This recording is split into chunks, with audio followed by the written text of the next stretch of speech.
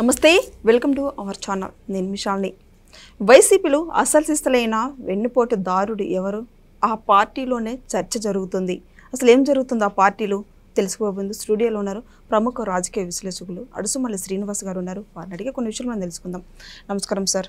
నమస్కారం అండి. సార్, ఆ పార్టీలోనే అసలు వెన్నుపోటు దారుడు ఎవరని చెప్పి పార్టీలోనే చర్చ జరుగుతుంది. నిన్న ముఖ్యంగా చూసుకుంటే వెన్నుపోటు దినోత్సవంగా నిన్న జిల్లాలుగా ర్యాలీ నిర్వహించారు. అసలు ఎవరు వెన్నుపోటు దారుడు అంటే ఎవరు చెప్తారు సార్? నేను అంటే ఇప్పుడు మ్యాథమెటిక్స్లో ఎనాలిసిస్ అని ఒకటి ఉంటుంది, ఒక సబ్జెక్ట్. ముందు దానికి ఆన్సర్ చెప్పేసి అది ఎలా వచ్చిందో చెప్పాలి, డెరివేషన్ చేయాలి. అర్థమైందా? ఆ థీరంలోనూ ఆన్సర్ వచ్చేస్తుంది. ఫస్ట్ ఆన్సర్ ఇచ్చేసి అది ఎలా వచ్చిందో చెప్పమంటాడు, డెరైవ్ చేయమంటాడు. అలాగా దీనికి అసలు వెన్నుపోటుదారుడు వైసీపీకి జగన్మోహన్ రెడ్డి. ఎందుకు జగన్మోహన్ రెడ్డి అంటే ఆ పార్టీ వాళ్ళ నాన్న చావు మీద పెట్టాడు. వాళ్ళ నాన్న చావుని బేస్ చేసుకుని బయటకు వచ్చాడు. చాలా ఏడుపు మొగంతో ఓదార్పు యాత్ర చేశాడు. వాళ్ళ ఇంట్లో వాళ్ళు ఒకరికి కూడా జ్వరం రాదు, కానీ వాళ్ళ నాన్న చచ్చిపోతే చాలామంది చచ్చిపోయారు అని చెప్పాడు జనాలకి.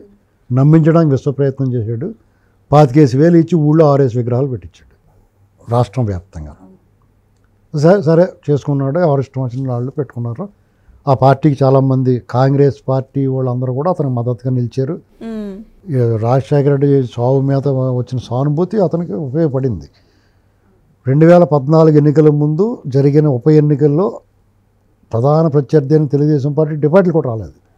దాంతో ఒక సంచలనంగా మారింది.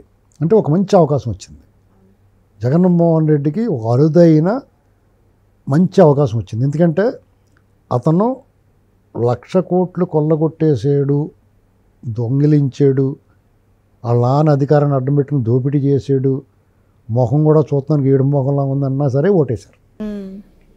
దీనదయాళ ముఖం పెట్టి మాట్లాడేవాడు. అందరూ జాలిపడ్డారు. పార్టీకి మంచి ఊపు వచ్చింది. 2014లో అధికారంలోకి రాలేకపోయినా గణనీయమైన ఓట్లు సీట్లు సాధించాడు. 2019లో ఏకంగా అధికారంలోకి వచ్చాడు. అతనికి విజయసాయిరెడ్డి దొంగ లెక్కల దగ్గర నుంచి, దోపిడీల దగ్గర నుంచి, జైల్లో సహచరుడిగా సహనిందితుడిగా ఉండటం దగ్గర నుంచి 2019 ఎన్నికల్లో గెలుపు వరకు కూడా సర్వ సైన్యాధ్యక్షుడిగా పనిచేశాడు. ఇవాళ ఎక్కడున్నాడు? జగన్ మనసులో నాకు స్థానం లేదు, ఎక్కడ ఉన్నా ఏమైనా నీ సుఖమే నేను కోరుకుంటున్నా అని పాటలు పాడుతున్నాడు. ఇప్పుడు అతను వచ్చి బయటికి, అవునా కదా? ఇప్పుడు అతనే కాకుండా అతని మంత్రివర్గంలో పనిచేసిన వాళ్ళు, పార్టీ పెట్టిన కాడి నుంచి అతను కూడా ఉన్నవాళ్ళు, కోటమిరెడ్డి శ్రీధర్ రెడ్డి గారు, ఆనం రామనారాయణ రెడ్డి, ఇలాంటి వాళ్ళందరూ ఇప్పుడు ఎక్కడున్నారు? కాబట్టి జగన్మోహన్ రెడ్డి అనేటువంటి వాడు పచ్చల పిడిబాగు చేతిలో పట్టుకుని వెన్ను మీదే పొడుతాడు, ఇంకెక్కడా పొడవడు. ఇవన్నీ ఒక ఎత్తు. అతను రావాలి కావాలి అని కోరుకుని అతని కోసం అతను గెలవకపోతే, అతను ముఖ్యమంత్రి అవ్వకపోతే సూసైడ్ చేసేసుకుంటానని బహిరంగ ప్రకటన ఇచ్చారు కార్యకర్తలు, ఆయన అభిమానులు చాలామంది. ఆ కోరిక మేరకు వాళ్ళ పట్టుదలకి అతను ముఖ్యమంత్రి చేసుకున్నారు. ఒక్క ఛాన్స్ అని వాళ్ళ అమ్మాయిలు అందరూ వచ్చి అడిగితే ఒక్క ఛాన్సే పల్లె తీసుకోని చెప్పి ఇచ్చేసారు. వాళ్ళు బాబుసంలాగా తోలు తీరిపోయింది రాష్ట్రానికి. అయినా సరే ఇచ్చేశారు. ఇచ్చేసిన తర్వాత మరి అతను ఎంత జాగ్రత్తగా పెట్టుకోవాలి? ఈ రాష్ట్రాన్ని కాపాడాలి, వాళ్ళ కార్యకర్తలు కాపాడుకోవాలి. ఏ వర్గాలు అయితే అతనికి మద్దతు ఇచ్చారో వాళ్ళు నిలబెట్టుకోవాలి. అతను ఏం చేశాడు? రాజధాని ప్రాంతంలో కూడా వాళ్ళ పార్టీ గెలిచింది.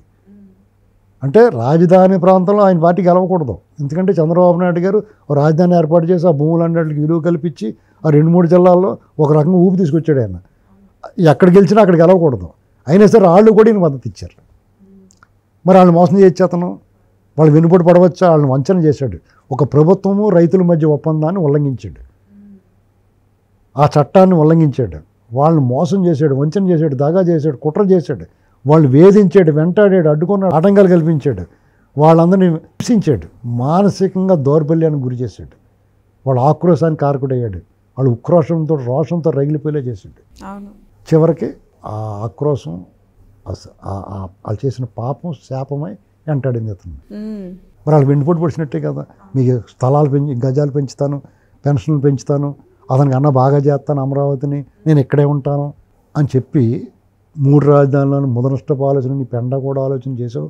అది వెన్నుపోటే కదా. తర్వాత సిపిఎస్ రద్దు చేస్తానని చెప్పేసి మీకు ఎందుకు వారంలో రద్దు చేస్తానని చెప్పాడు. వాళ్ళు 2 చేతులతో గుద్దేసింది, పొట్ట వేసుకుని ఒకడు 2 చేతులతో గుద్దేసాను అన్నాడు. చంద్రబాబు నాయుడు గారు వాళ్ళకి ఫిట్మెంట్ 43% ఫిట్మెంట్ ఇచ్చినా, వాళ్ళకి స్పెషల్ ట్రైన్లు వేసినా, క్వార్టర్లు పెట్టినా, టీఏడీఎల్ పెంచినా, ఏం చేసినా కానీ ఆయన ఓడిపోయిన ఆయన పటాలన్నీ తీసుకు వాళ్ళు ఎన్నిపోటు పొడిచారు చంద్రబాబుకి, నువ్వు వాళ్ళకి పొడిచావు ఎన్నిపోటు. అవునా కదా? మద్యపాన నిషేధం చేస్తాను, ఆడబిడ్డల ముఖంలో నవ్వు చూస్తాను అని చెప్పావు. నువ్వు దాన్ని అడ్డం పెట్టి విపరీతంగా కొల్లగొట్టేసి వాళ్ళ కిడ్నీలు పాడైపోయి, పేగులు పుల్లడిపోయి, పిల్లలు అనాథలు అయిపోయి, కుటుంబాలు చిన్నభిన్నమైపోయి, ఇల్లు ఒళ్ళు గొళ్ళైపోలే చేసి ఆ రకంగా వెన్నుపోటు పొడిచావు లేదా? పోలవరం బహుళార్థక సాధక ప్రాజెక్టుని ఆంధ్రప్రదేశ్కి, అన్నపూర్ణ నాటి ఆంధ్రప్రదేశ్కి మరింత వన్ని తీసుకొచ్చి మరింత సంపద పోగొట్టే అవకాశాన్ని చేతులారా పోగొట్టేసి రైతాంగానికి వెన్నుపోటు పొడిచావు. నీ రాయలసీమ ప్రజలకు వెన్నుపోటు పొడిచావు. అమరావతి అలా చేసావు, పోలవరం అలా చేసావు, 3 రాజధానులు మొదనష్టపు ఆలోచన చేసావు, భూములు కొల్లగొట్టేసావు. ఋషికొండ కాటేజ్ ఆ కొండను తొలిచేసి సముద్ర ప్రకృతిని వెనుబడి పడుచున్నావు. అక్కడ ఇసుక నదీ గర్భాలను తొలిచేసి కడుపులో చేయట్టి పిండాన్ని పీసుకేసినట్టు ఇసుకని తీసేసావు నువ్వు. రేపు వద్ద ఏమైపోతుందో తెలియదు. ఆ జడ్జింగ్ అలా చేయకూడదు. పెద్ద పెద్ద కొండలు సృష్టించేసావు, ఇసుక పర్వతాలు సృష్టించావు, అవన్నీ పలహారం కింద స్వీకరించేసావు. నువ్వు నదీ గర్భాన్ని కూడా నువ్వు వెన్నుపోటు పొడిచావు. అసలు నువ్వు వెన్నుపోటు అంటే తిరుమల తిరుపతి దేవస్థానంలో అన్య మతస్థులను చేర్చేసి అక్కడ అపచారం చేసి స్వామివారికి, ఆ స్వామివారి ప్రతిష్టని, ఆ దేవస్థానాన్ని నీ పరపతి కోసం నువ్వు జైలుకి వెళ్లకుండా ఉండడం కోసం వాడేసుకున్నావు. అలా కూడా భక్తులకి వెన్నుపోటు పొడిచావు. దేవీ దేవతలకు అపచారం చేస్తే వాళ్ళ పిచ్చోళ్ళని, వాళ్ళని వీళ్ళని చెప్పి వాళ్ళని వదిలేసి వాళ్ళని పట్టించుకోకుండా వాళ్ళకి వెన్నుపోటు పొడిచావు. నువ్వు రావాలి, దళిత సమాజం నీ వెనకాల నడిచారు. డాక్టర్ సుధాకర్ మొదలుకొని అనితారాణి, శివప్రసాద్, చీరాల కిరణ్, నందం సుబ్బయ్య, బడుగు బలహీన వర్గాలు, బీసీలు, చంద్రయ్య, వీళ్ళందరినీ దారుణంగా చంపేస్తే, ఒక యువకుడిని చంపి ఇంటికి డెలివరీ ఇస్తే ఆ సమాజం వాళ్ళందరికీ కూడా నిన్ను నమ్ముకుంటే నువ్వు వాళ్ళు అండగా నిలబడతావు అనుకుంటే వాళ్ళందరికీ వెన్నుపోటు పొడిచావు. ఆడబిడ్డలకి జగనన్న వస్తున్నాడో అని చెప్పావు. ఏమొచ్చావు? నువ్వు వచ్చాడు పుల్లయ్య ఎల్లయ్య అలాగా వచ్చాడు వెళ్ళాడు అన్నట్టు అయ్యింది. అంత అన్నాడు ఇంత అన్నాడు గంగరాజు, ఏందేట్రా బాబు నీ పరిస్థితి. నువ్వు కోటలో ఉన్నఒకటి, పేటలో ఉన్నఒకటి అనే పరిస్థితి తీసుకొచ్చావు. ఇలాంటి పరిస్థితుల్లో వెన్నుపోటు గురించి మాట్లాడటానికి నీకైనా హక్కు ఉందా? పైగా ప్రజలందరూ నేను చీయను ఊసిన రోజు, ప్రజలకు విముక్తి కలిగిన రోజు నువ్వు వెన్నుపోటు తినంగా చెప్తున్నావు. అంటే నీ బాబ్జం ఏమైనా ఇచ్చే వాళ్ళకి నువ్వు ఎందుకు చెప్తున్నావు? ఆ ప్రేమలు ఏమైపోయినాయి, ఆప్యాయతలు ఏమైనా ఎందుకుంటావు నీ మీద? నువ్వు బటన్ నొక్కాను అంటావు.